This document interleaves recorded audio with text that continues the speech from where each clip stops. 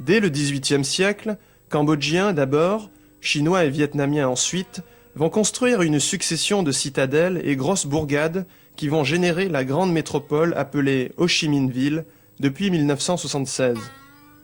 Le nom ancien de Saigon ferait référence au capoquier dont la ville était entourée. L'ensemble de l'agglomération s'étend sur plus de 2000 km², mais les 200 km² du centre-ville accumulent l'essentiel des traces d'une histoire récente très riche en événements. Le plan de la vieille ville et bon nombre de grands édifices témoignent de l'importance de la présence française depuis 1860. La rue Katina, aujourd'hui Dong Khoi, est à elle seule un itinéraire historique. Tout aussi célèbre demeure le quartier chinois de Cholon, splendeur coloniale qui valut à Saigon les noms de Perle de l'Orient et de Paris de l'Asie.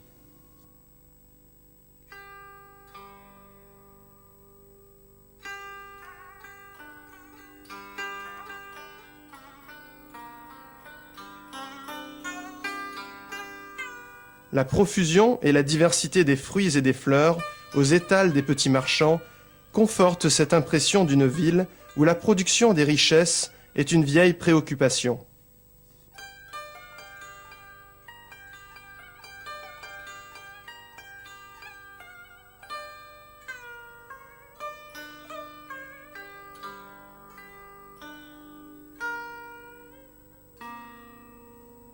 Partout déborde sur les trottoirs l'activité commerciale et le petit artisanat de service, dont la restauration sur place. L'art culinaire vietnamien est très élaboré. La variété des épices et des condiments employés étonne, mais le raffinement des saveurs des plats traditionnels atteste que tous ces mystérieux épices n'ont pas qu'une fonction décorative. Ici, tout le monde s'affaire, vend, achète ou fabrique. Le vieux marché et ses abords sont très caractéristiques de cette trépidation permanente. La vocation commerciale et industrieuse de la ville est immédiatement perceptible à travers la densité des flux des piétons et surtout de ceux des deux roues de toute nature, et ce jusqu'à fort tard le soir.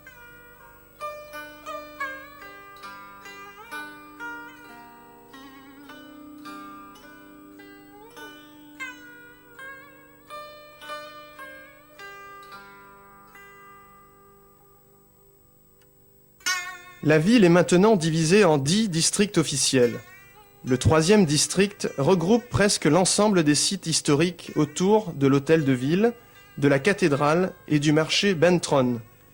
L'aménagement initial de la ville en damier, à partir de grands boulevards, offre, malgré la densité de la population, plus de 4,5 millions d'habitants, de larges perspectives et des squares imposants.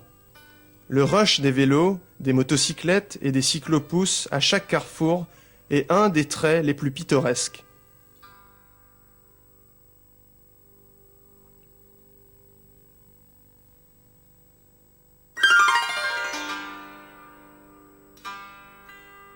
Dans la proche campagne, un saisissant raccourci du Vietnam traditionnel nous est offert. Certes, la bicyclette est toujours la petite reine, mais déjà, le rythme est moins effréné. Pourtant, là aussi, l'activité est intense. Tout dans le paysage renvoie à un long et patient façonnement par l'homme depuis des siècles. Après la trépidation du centre-ville, on redécouvre ici ce calme et cette sérénité légendaire que l'on attribue volontiers au monde asiatique.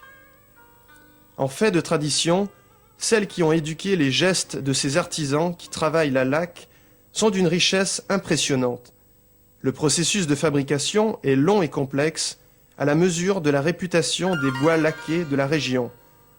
Les matériaux très coûteux, de la nacre des coquillages au bois précieux, ne permettent pas à l'artiste une grande marge d'erreur. Le quotidien à la campagne, c'est aussi la survivance de techniques et de modes de production dont le charme suranné n'enlève rien à leur efficacité.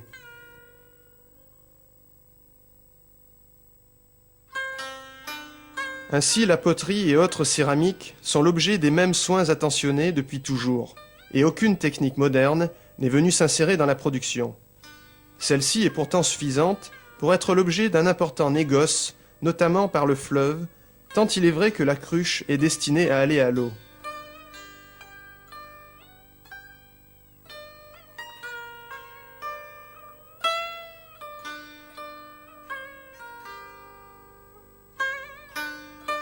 Lorsque l'eau, la terre et le ciel jouent à se renvoyer leur image, on n'est pas loin de saisir une des facettes d'un Vietnam sans cesse en bouleversement, mais toujours identique à lui-même.